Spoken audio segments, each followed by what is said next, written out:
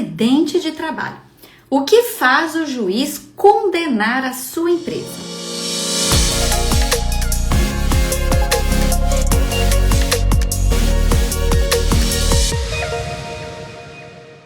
Empresário, empresária, você precisa aprender o que a sua empresa tem que produzir hoje para não ser condenada se algum empregado ou prestador de serviço entrar na Justiça do Trabalho querendo a sua condenação em indenizações, argumentando que sofreu um acidente de trabalho dentro da sua empresa.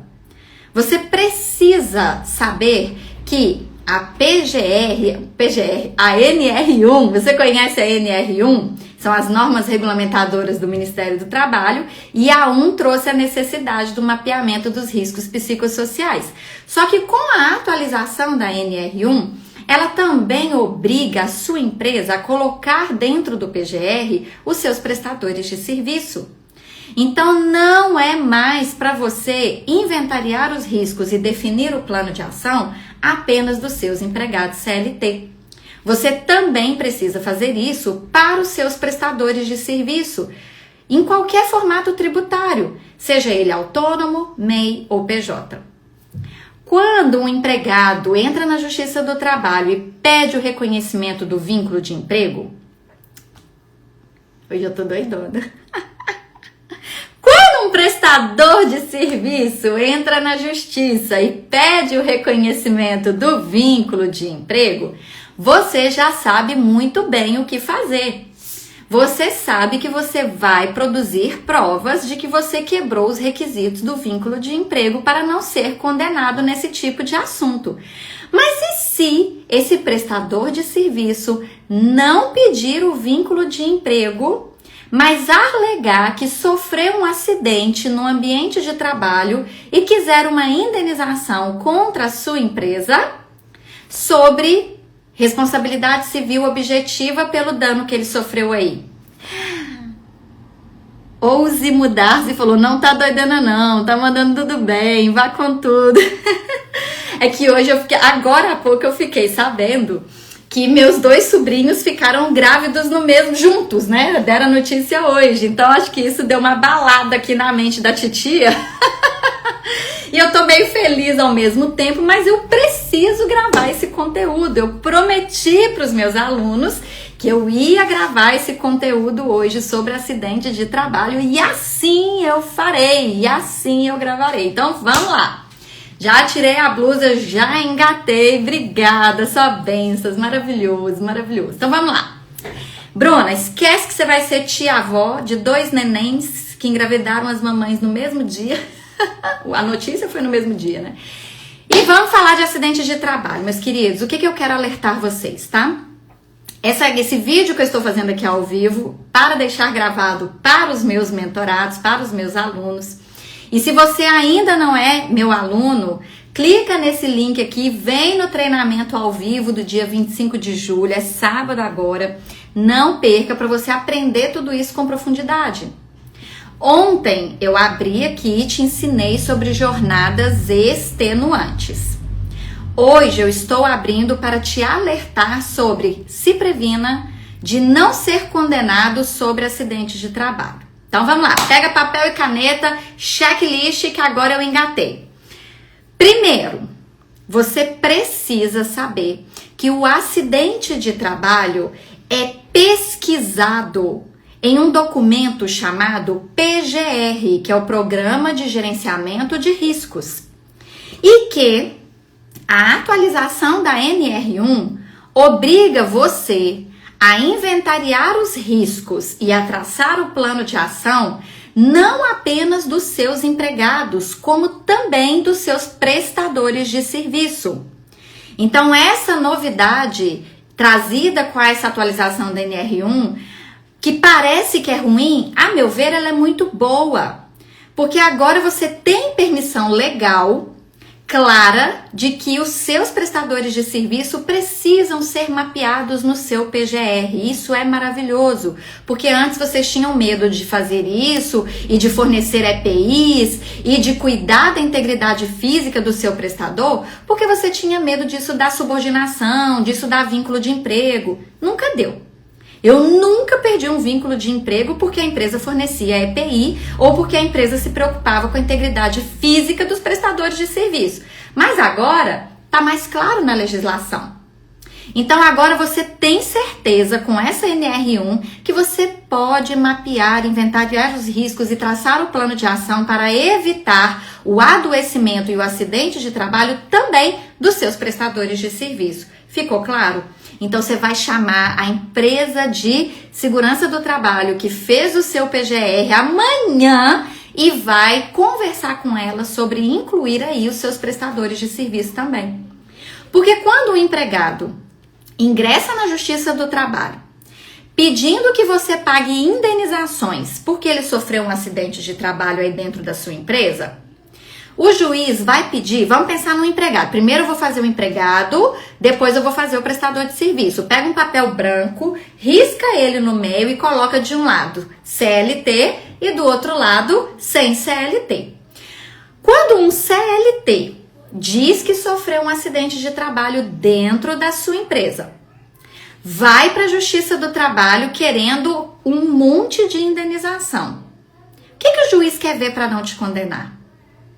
Ele quer ver o PGR, ele quer ver o inventário de riscos, ele quer ver o plano de ação, ele quer ver se o que está descrito no plano de ação você implementou, ele quer ver se houve culpa da empresa, se a empresa deixou de fazer algo que ela deveria fazer para poder evitar que aquele acidente acontecesse. E o juiz quer ver se houve culpa exclusiva do empregado, se o empregado é que sabia o jeito certo de fazer e não fez. Assim ele assumiu o risco. Então, empresários, vocês precisam ter papéis, muitos papéis, inúmeros papéis. E nenhum desse papel é aquela pesquisa do empregado ridícula que eu sou contra. Então, se a empresa de segurança do trabalho acha que vai mapear a NR1, os riscos psicossociais, com aquelas pesquisas aplicadas no empregado, aquilo ali só atrapalha. Só atrapalha. E eu vou mostrar em detalhes por que essa pesquisa com os empregados atrapalha no treinamento de sábado agora. Já se inscreveu? O link tá aqui embaixo. Se você está assistindo a gravação e ainda não está inscrito, porque muitos estão inscritos, tanto que eu estou gravando esse conteúdo especialmente para quem já está inscrito, leia a legenda para você entender como se inscrever nesse treinamento. Eu vou mostrar 6 maiores causas de condenação trabalhista e como evitá-las.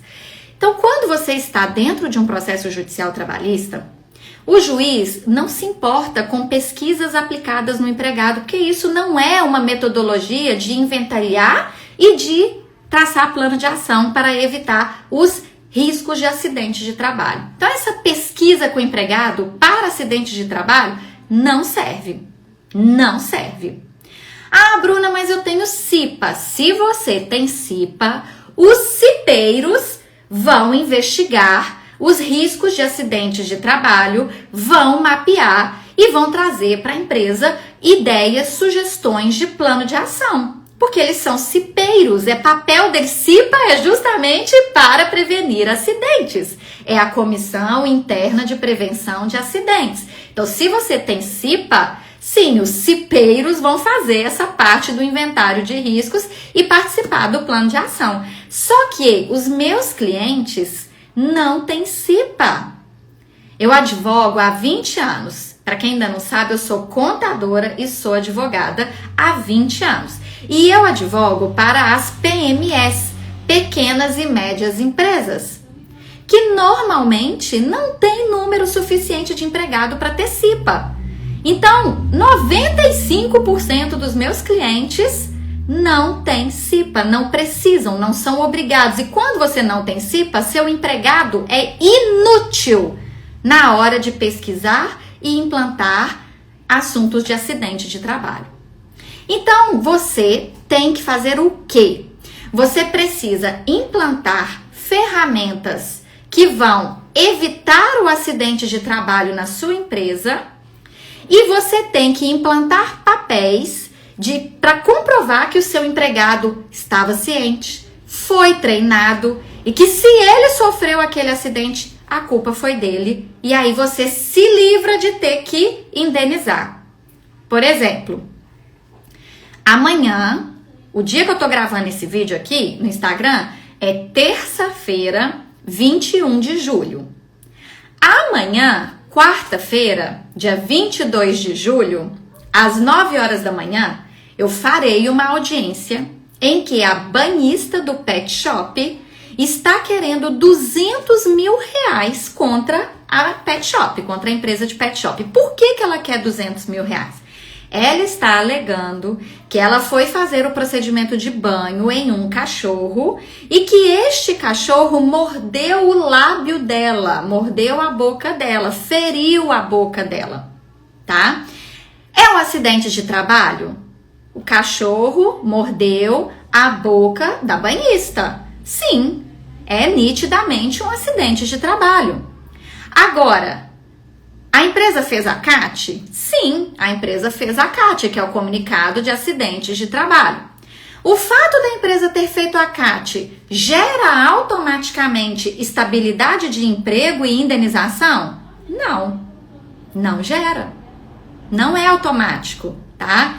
Então, nós já estamos juntando todos os comprovantes de que ela não teve um ferimento grave, tomou a vacina devida quando foi mordida pelo cachorro, a empresa deu assistência, todos os custos de remédio, de tratamento, a empresa pagou, tá? Só que a gente está acrescentando a culpa exclusiva dela, porque ela foi treinada nos procedimentos de banho e que se ela tivesse seguido todos os procedimentos, ela não teria se acidentado. Então chama culpa exclusiva da vítima. Só que essa é uma cliente que ela tá comigo desde 2016. Ela é minha cliente há muito tempo, então eu já moldei tudo do jeito que eu gosto lá dentro. E você?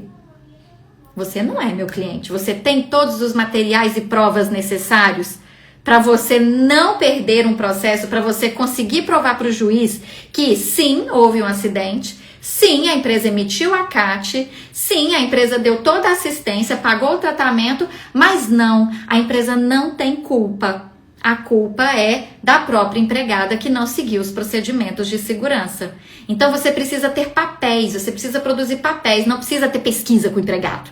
Pesquisa com o empregado não prova nada. E eu tenho um robô GPT. Quem aí gosta de robô GPT? Comenta aqui nos comentários. Quem estiver assistindo a gravação, comenta aqui nos comentários. Se você gosta de usar Chat GPT, um robozinho GPT. Eu tenho um robô GPT totalmente especializado em todas as NRs do Ministério do Trabalho, inclusive a NR dos riscos psicossociais. E eu uso esse robô para impugnar laudo pericial, para fazer quesitos, para discutir esses assuntos dentro do processo trabalhista, mas eu também uso fora, para analisar o PGR que a empresa de segurança do trabalho fez para os meus clientes, para indicar falhas, furos, para melhorar as provas. Então é um robozinho que entende tudo da cabeça do juiz, de como que o juiz julga. Participa do treinamento Empresa Blindada para você saber como ter acesso ao meu robô NR Risk. Eu tenho robô para tudo, para poder agilizar o meu trabalho, né, gente? Eu amo. Só que não são robôs que pesquisam na internet, são robôs que parametrizados de acordo com a cabeça dos juízes, como que a justiça julga, como que eu gosto de fazer. E os meus alunos adoram. É como se tivesse a Bruna 24 horas por dia, 7 dias por semana. Então, no treinamento, vocês vão saber como ter acesso a todos os meus robozinhos e vão ver ele em ação. Porque eu vou mostrar para vocês as 6 maiores condenações e vou mostrar para vocês o robô resolvendo essas 6 maiores condenações. Porque o meu robô ele é parametrizado para falar para você assim: para não ter condenação neste assunto, faça essas provas. Então, você vai saber hoje quais provas você tem que produzir hoje para não perder um processo se você for processado. Então, no campo do empregado CLT, na folha em branco que está aí, nós estamos do lado do CLT.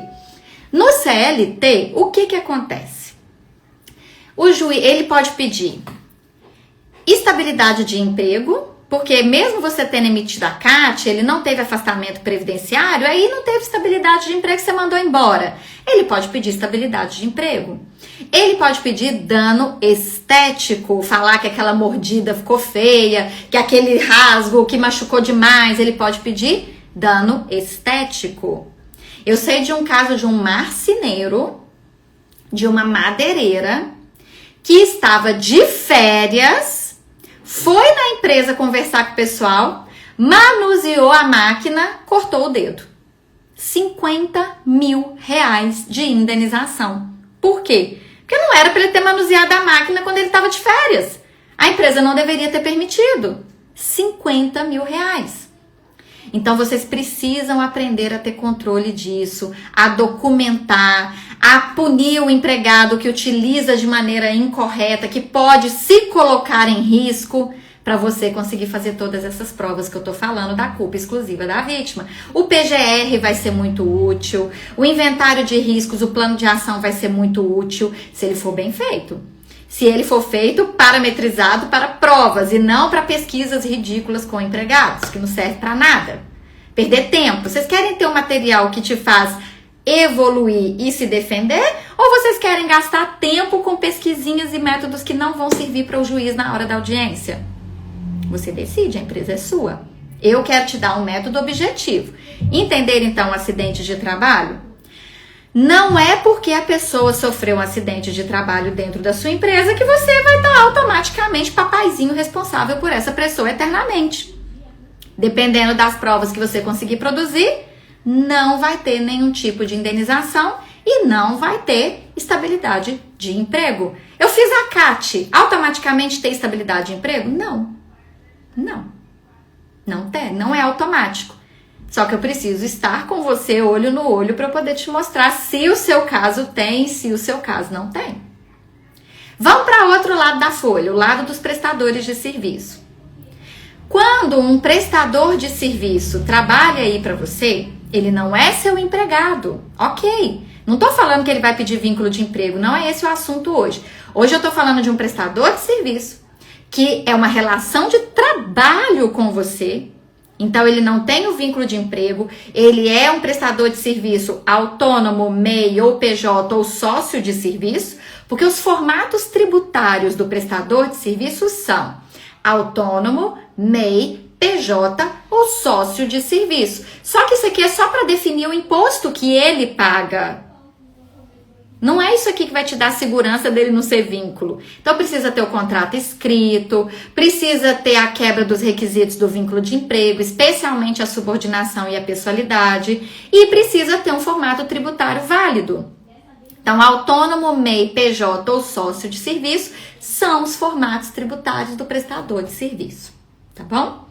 Aí, ele se acidenta dentro da sua empresa. Em que lugar que ele vai te processar para pedir indenização pelo acidente de trabalho?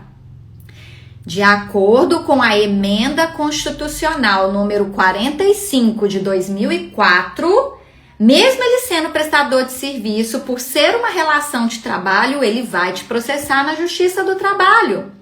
E ele não precisa pedir o vínculo para pedir as indenizações do acidente de trabalho. Porque para o prestador de serviço, o acidente de trabalho está no Código Civil em responsabilidade civil. Você é responsável pela integridade física das pessoas que estão dentro da sua empresa, mesmo que ela seja prestadora de serviço. E é por isso que a NR1 trouxe a novidade, escrevendo lá que você tem que inventariar o seu prestador de serviço no seu PGR, sim. Porque ele é uma pessoa que tem uma relação de trabalho com você. Você precisa cuidar da integridade física dele também. Você pode e deve dar EPI para o seu prestador de serviço, sim. Você deve mapeá-lo, inventariá-lo nos seus riscos de acidente de trabalho, sim. Se ele sofrer um acidente aí dentro, se machucar, se quebrar, se cortar, você deve dar para ele toda a assistência, sim. Você deve pagar os tratamentos dele, sim.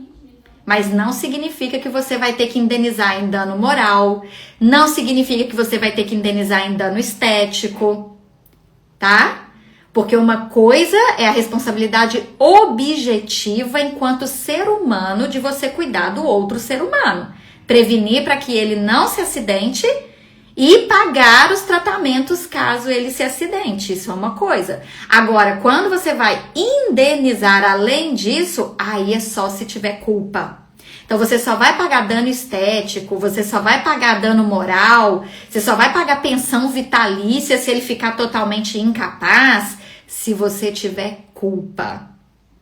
Se você podia ter feito algo para evitar, se você devia ter feito algo para evitar e não fez. Aí é que entram essas indenizações maiores, tá bom? E se você documentar, muito bem documentado, no contrato de prestação de serviços, no PGR, nos treinamentos sobre os riscos de acidentes de trabalho, você ainda joga para ele a culpa exclusiva da vítima, que ele se acidentou porque ele foi negligente, então você não tem que indenizar nada porque foi culpa exclusiva da vítima. Combinado? Então, gente, esse conteúdo de hoje sobre acidente de trabalho é um aquecimento para vocês estarem comigo no dia do treinamento Empresa Blindada, que nós vamos ficar juntos no sábado, de 2 horas da tarde até às 6 horas da tarde, em que eu vou esmiuçar cada uma das 6 maiores condenações trabalhistas, como evitá-las. Ontem eu falei de jornadas extenuantes, que é quando o juiz do trabalho condena a sua empresa a pagar danos morais além das horas extras, que são as jornadas extenuantes. Hoje eu falei do acidente de trabalho, que é quando o juiz te condena a pagar danos morais além dos reembolsos dos gastos do acidente, das coisas da estabilidade de emprego, além disso. Amanhã, quarta-feira, eu vou falar da doença ocupacional. E aí eu vou entrar no adoecimento mental, nas ansiedades, nas depressões. E que nada disso precisa de questionário de pesquisa com o empregado. Então estejam aqui amanhã. Qual horário, Bruna? Esse é o problema, né, gente? Eu abro a hora que eu quiser, mas olha o lado bom, eu deixo aqui gravado. Então, se você não me pegar aqui ao vivo, não se preocupe. Essa agora mesmo vai ficar aqui gravada. A de ontem está gravada. Dá uma roladinha nos meus Reels que vocês vão ver a de ontem, vão ver a de hoje. Quando eu gravar de amanhã, vocês vão ver também. E se você tiver inscrito no treinamento, o link tá aqui, você vai receber lá o aviso que essa aula foi gravada para que você possa assistir, tá bom?